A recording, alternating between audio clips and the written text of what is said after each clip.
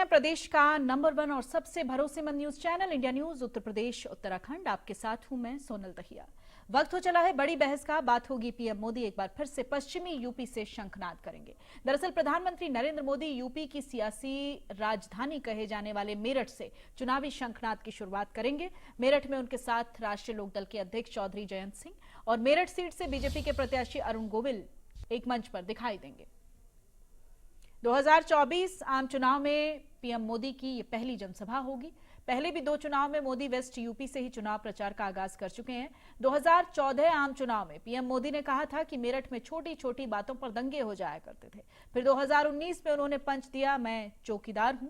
ये रैली 2 फरवरी 2014 को मेरठ के शताब्दी नगर में हुई थी, जिसके बाद पश्चिम की पूरी 14 सीटों पर कमल खिला।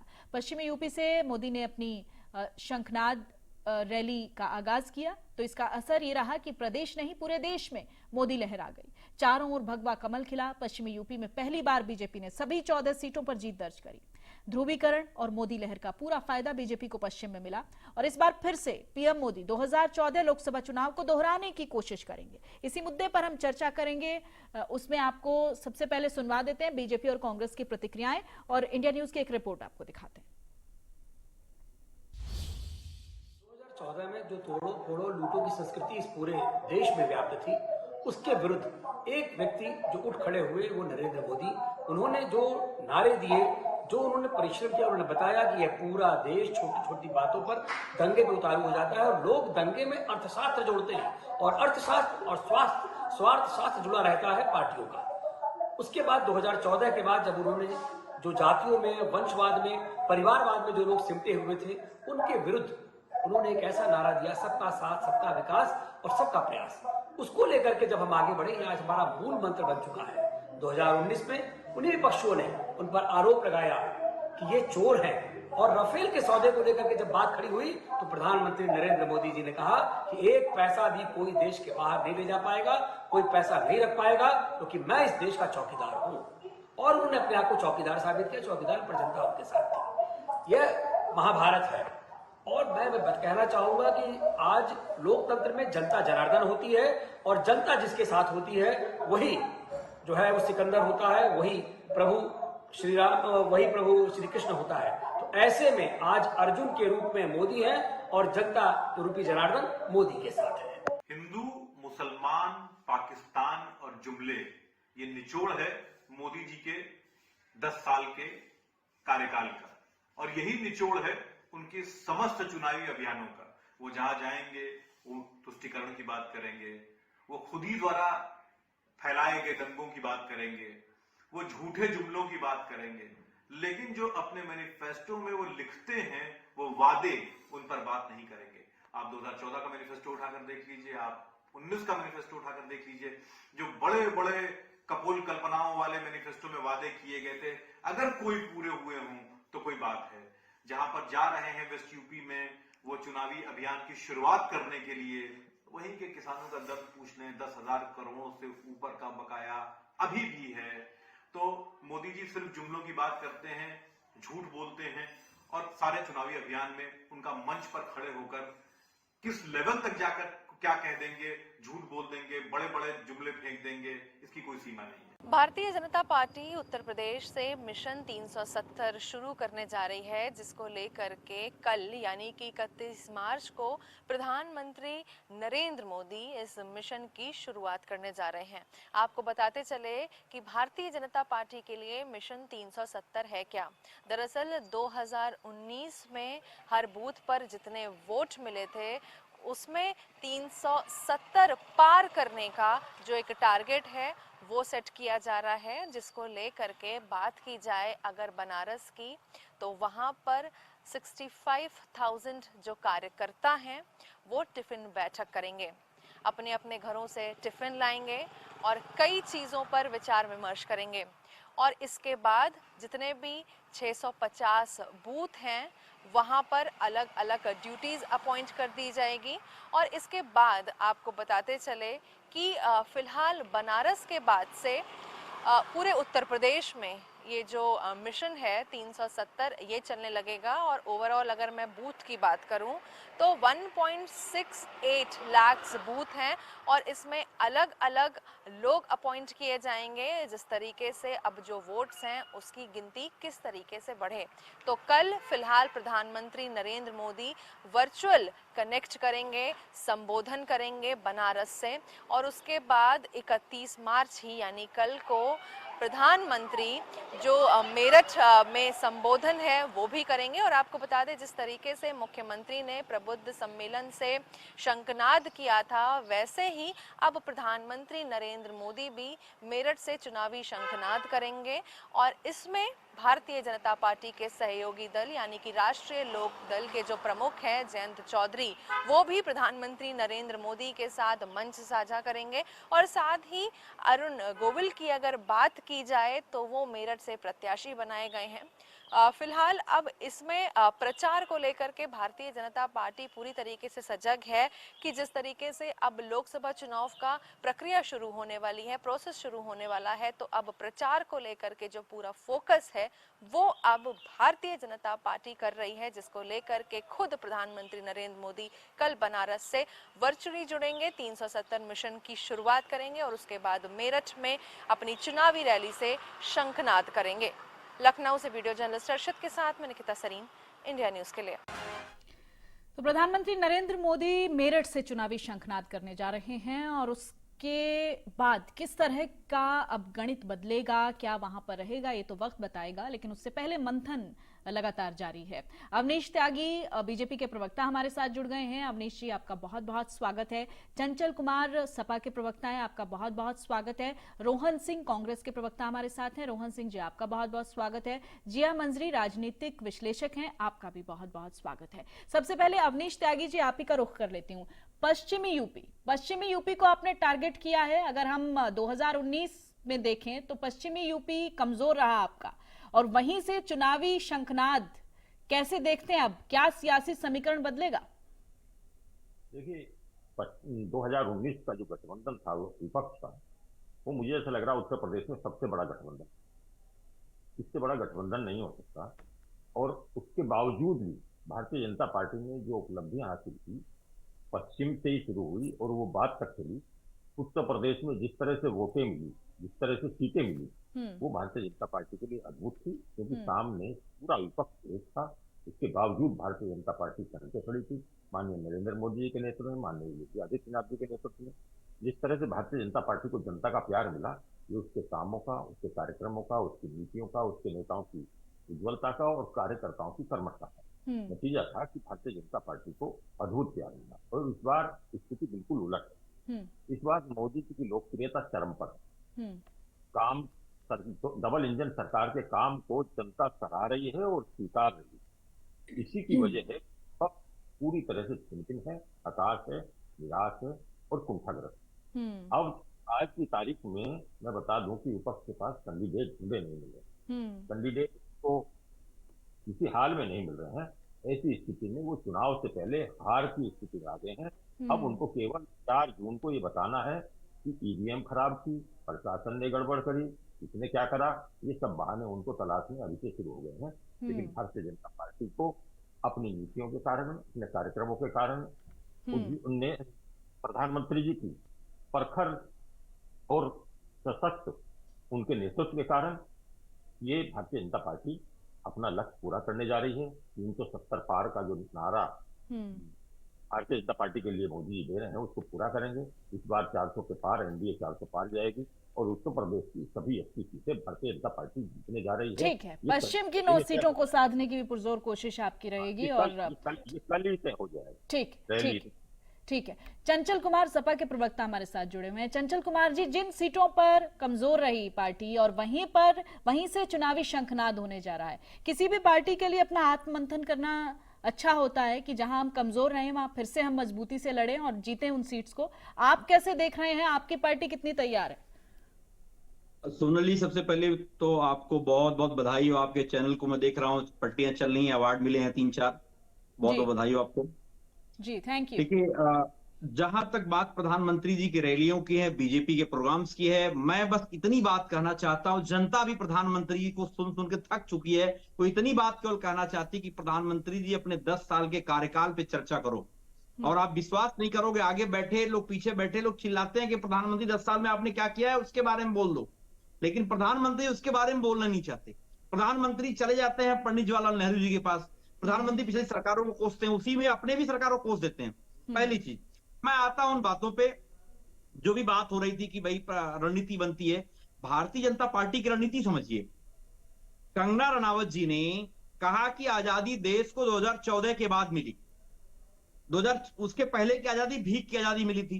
तो देश के लोग, असंख्य लोगों ने, लाखों लोगों ने देश के लिए शहादत दी, जो कुर्बानियां दी, उन कुर्बानियों के ऊपर इतना बड़ा मजाक करने वाले को प्रधानमंत्री जी ने ये मानते हैं कि 2014 के बाद ही आजादी आई थी कंगना रनावत वाली, तो इसलिए प्रधानमंत्री जी ने कंगना रनावत जी को टिकट दिया। अब एक पहली चीज। दूसरी चीज मैं ये कहना चाह रहा हूं कि सोनल जी, आज के समय में पूरे दुनिया का सबसे बड़ा भ्रष्ट अगर कोई सरकार है तो ये भाजपा सरकार है, जिसने इलेक्टोरल बॉन्ड के ऊपर पूरी दुनिया में भारत की थू-थू करवाई है। पूरे देश में आज इस बात की चर्चा हो रही है, नहीं तो हमारे देश के कसीदे पढ़े जाते थे। आज इस बात की चर्चा हो रही है कि प्रधानमंत्री जी अपने झोले में कौन कौन से इलेक्टोरल बॉन्ड भर रहे हैं। चंचल जी, अब जरा पश्चिमी यूपी में तैयारियों पर बात कर लेते हैं ना, कितनी तैयारी चल रही है। की तारीख जो तय हो रही है, तो 4 जून में जो 400 पार के बाद पता देख रहे हैं, वो 4 जून को देखा जाएगा कि कितने कितने इलेक्टोरल बॉन्ड उस झोले में है। उस झोले की भी जांच होगी। अब आप सवाल कुछ दूसरे कीजिए। ठीक है, ठीक है, मैं रोहन सिंह जी के पास जाऊंगी। चंचल जी, आपने अपनी तैयारियों के बारे में नहीं बताया, अगली दफा जब आऊंगी तो उसके बारे में बताइएगा। आप रोहन जी से पूछ लेती हूँ। रोहन जी, कांग्रेस पार्टी में क्या चल रहा है, कितने तैयार हैं आप? सोनल जी, हम लोग एक एक सीट एक एक बूथ पर लड़ेंगे, और लड़ेंगे या बस जीतेंगे भी? लड़ेंगे जीतेंगे। अरे आप क्या बात करिए, ये चुनाव हम नहीं लड़ रहे, देश की जनता लड़ रही है। इनको हटाने के लिए देश की जनता लड़ रही है। ये भारत पे जिन्होंने कब्जा कर लिया, जिस तरह से संवैधानिक संस्थानों पे कब्जा कर लिया, जिस तरह से ये हर एक जो पुरानी बनी हुई पर पार्टी है समाज में व्यवहार करने के, राजनीतिक तौर व्यवहार करने के, उसको इन्होंने तोड़ा।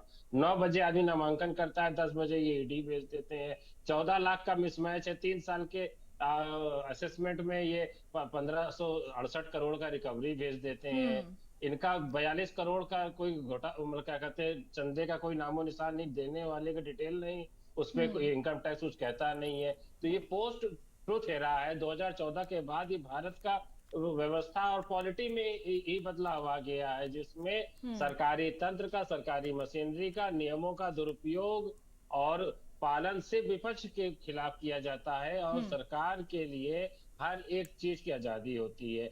उस परिस्थिति में जब विपक्ष को हर तरीके से खत्म कर देने की कोशिश करी जा रही हो, उस समय किस तरह से विपक्ष लड़ाई कर रहा है, ये अपने आप में डॉक्यूमेंटेड रहेगा, और आने वाली पीढ़ियां पढ़ेंगी कि वो कौन सी लड़ाई थी जो हम लोगों ने लड़ी और देश को बचाने के लिए, और कैसे नरेंद्र मोदी जी को सत्ता से हटाया गया। जिस तरह के ये व्यक्ति हैं, जिस तरह से इन्होंने सत्ता हासिल की और जिस तरह से ये बने हुए हैं, ये अभूतपूर्व है। ये चुनाव भी अभूतपूर्व है। 1947 के बाद ऐसा चुनाव नहीं हुआ है। हर कोई ये न्यूज कवर करने वाला भी ठीक है, ठीक है। अकॉर्डिंग टू यू ये जीत की लड़ाई नहीं, वर्चस्व बनाए रखने की लड़ाई है, अपने वर्चस्व को बनाए रखने की। भारत के अस्तित्व की लड़ाई है। ठीक है, भारत के अस्तित्व की। ठीक है। जिया जी से मैं कमेंट ले लेती हूँ, राजनीतिक विश्लेषक हैं। जिया जी, 2019 की परिस्थितियां और अब की परिस्थितियों में अंतर है। 2019 में गठबंधन था, सीधे तौर पर फायदा उस चीज का पहुंचा, लेकिन अब गुणागणित बदलेगा, क्या लगता है आपको? जी देखिए, ऐसा है कि अब बीजेपी बहुत स्मार्टली प्ले कर रही है, और जब हम वेस्ट यूपी की बात करते हैं तो वेस्ट यूपी के समीकरण जो हैं वो बहुत अलग प्रकार के हैं ईस्ट यूपी के अकॉर्डिंग। वेस्ट यूपी के अंदर जो वोटर्स हैं, चाहे आप मथुरा ले लीजिए, जन्मभूमि ले लीजिए, या फिर मुजफ्फरनगर ले लीजिए, आप बुलंदशहर ले लीजिए, सहारनपुर ले लीजिए, मुरादाबाद ले लीजिए, अमरोहा ले लीजिए, ये जो सारा एरिया है, ये सारा कहीं ज्यादा मुस्लिम बहुल एरिया भी है मथुरा बेल्ट को छोड़ करके।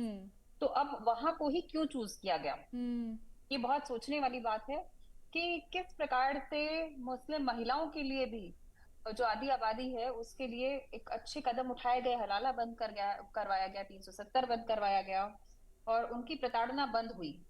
तो कहीं ना कहीं वो उन वोटों का तो कह दीजिए कि एक बढ़ावा मिल ही रहा है बीजेपी को, लेकिन फिर भी कुछ जो ऐसे वोट्स थे जो पिछली बार समक्ष नहीं थे या समकक्ष नहीं थे, अब वो फिर से आ जाएंगे। तो पश्चिमी यूपी की जो तस्वीर बदलने की कोशिश हो रही है, जो सियासी गणित बदलने की कोशिश हो रही है, वो बदलता हुआ दिखाई दे रहा है एज अ पॉलिटिकल एनालिसिस। बिल्कुल, डेफिनेटली बिल्कुल बदलता दिख रहा है, क्योंकि देखिए अब सपा को मुस्लिम वोटर्स का उतना सपोर्ट नहीं है। पहली बात, जो वोटर बैंक की बात करते हैं, यादवों का भी बैंक आपने देखा है कटना शुरू, पूरा मुस्लिम वोट बैंक चला गया भारतीय जनता पार्टी में इस बार वोट। नहीं देखिए, बिल्कुल देखिए, जब बात होती है एक हाथ में कंप्यूटर और एक हाथ में कुरान की, ये पहले क्यों नहीं हुआ था? मुस्लिम महिलाओं को हलाला से पहले क्यों नहीं बचाया गया था? जिया जी, आप माफी चाहूंगा, माफी के साथ आपको टोकूंगा, आप राजनीतिक लेकिन आपकी राजनीतिक समझ बहुत सीमित है। देखिए चलिए ठीक है, बोलने दीजिए, आपसे भी कमेंट लूंगी। नहीं देखिए, सिंपल सी बात है, बहुत फर्क पड़ता है महिला वोट का। आप देखेंगे कि पिछले इलेक्शंस में महिला वोटर्स की वजह से कितना ज्यादा असर पड़ा है, और इसीलिए इन पक्षों को रखना बहुत आवश्यक है और ये समझाना बहुत आवश्यक है कि आखिर कौन कौन सी चीजें हैं जो परिवर्तन ला रही है और क्यों इन जगहों को ही क्यों चुना गया। आप देखिए, मैं खुद लोगों के बीच में जाती हूँ और महिलाओं से बात करती हूँ, तो मैं महिलाओं से बात करती हूँ तो वो अपने परिवार के सामने बोले या नहीं बोले, लेकिन अलग से जरूर बोलती हैं कि हम तो वोट वहीं दे करके आएंगे। लेकिन पारिवारिक दबाव होता है महिलाओं के ऊपर, और मैंने सुना है। ठीक है, चंचल कुमार जी, आप बड़ा मुस्कुरा रहे हैं। अब जो फैक्टर्स इन्होंने गिनवाए हैं, फैक्टर्स को आप डिनाई तो नहीं कर सकते हैं। बातों को, जिया मंजरी जी की बातों को मैं सुन के हंसी आ रही थी। आप बताओ, महिलाएं ये सोचती हैं 400 रुपए के गैस सिलेंडर को आज 1200-1100 तक प्रधानमंत्री ने पहुंचाया है। और पता है रोहन भाई, आज पता है, आज महिलाएं डांटती हैं, तुम कौन सी पार्टी के नेता हो, तुम बीजेपी में नेतागिरी कर रहे हो, तो 400 का गैस सिलेंडर मिलता है। महिलाएं डांटती हैं जो स्कूटी में तेल भरवाती हैं। ये बताओ कौन सी पार्टी ने प्रधानमंत्री कहते मेरे माँ की आंख से आंसू आते थे? आपको याद होगा ना, कहते कि मेरे माँ की आंख से आंसू आते थे, और वो आज के टाइम में कहती है कि तुम कौन सी पार्टी के नेता हो। पर चंचल कुमार जी, देखिए, जो किया गया उसका प्रभाव तो डिनाई नहीं कर सकते ना आप। जो चीजें सामने आ रही हैं, जो फैक्टर्स इन्होंने गिनवाए हैं अभी, क्या वो फैक्टर्स गलत हैं? कहाँ सोनल जी, कहाँ के फैक्टर है? नहीं, यूपी के इंडिया के फैक्टर नहीं। जिया जी, शायद आपको भी दर्द होता होगा जब आप 400 रुपए का गैस सिलेंडर 1100 में भरवाती होंगी। क्या बात करती है सोनल जी? उत्तर प्रदेश समस्या कितनी विशाल है, विकराल है, तड़प रहा है सड़कों पे। नहीं, आप एक एक करके बोलिएगा प्लीज, एक एक करके बोलिएगा। ठीक है, अवनीश जी, चंचल कुमार जी कह रहे हैं ये तो कोई फैक्टर्स ही नहीं है, ये तो कोई बात ही नहीं है। मेरी बात नहीं आ पाई, प्लीज मेरी बात सुन लीजिए, आपने मेरा नाम नहीं, मेरी बात आ जाने दीजिए और उनकी बात सुन लीजिए। एक मिनट त्यागी जी, मेरे सवाल को ले लो तो बता पाओगे ना। चंचल भाई सुनिए, जिया जी ने जो कहा है सवाल ले लो आप पहले। सही कहा है। सवाल मैं आपसे पूछ लूंगा, सवाल आप व्यक्तिगत भी पूछ लेना, मैं जवाब दूंगा हर बात का। जिया जी जो कह रही हूँ बिल्कुल 100% सही कह रही है। महिलाओं का रोल सपने आ रहे हैं रहेगा।